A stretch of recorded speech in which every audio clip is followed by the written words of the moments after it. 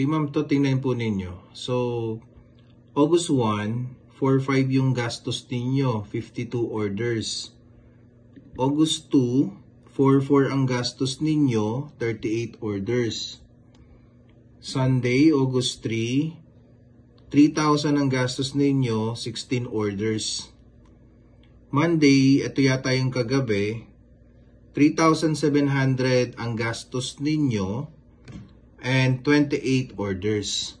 So, on average, kayo po ay nag-i-spend daily ng more or less 2,000 to 3,000 per day para magkaroon kayo ng more or less 15 to 20 pataas orders. Pero today, after the adjustment, if titingnan po ninyo, okay, there you go. We only spent 696. Tingnan nyo po yung ROAS ninyo. This is just one day. And then, we got 25 orders. So, pag bumalik kayo, sabi nyo, babagsak ang benta. Well, andun pa rin naman tayo. Medyo nagbumagsak tayo ng konti, 45 orders. But, tignan nyo po, ma'am. Let's see, no? So, tingnan natin. So, yesterday, we got 46 orders. Okay?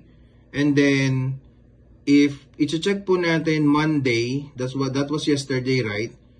Gumastos tayo ng 3,700. Ito yung hindi pa natin nahawakan or di ko pa na-adjust. You spend 3,700 para mag-generate ka ng 46 orders, right?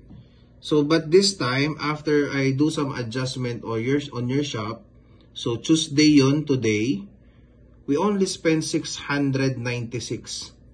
Pag tinignan nyo po yung generated orders nyo, overall, real time, we are just one order shy para ma-reach natin yung kagabi, pero we only spent 696.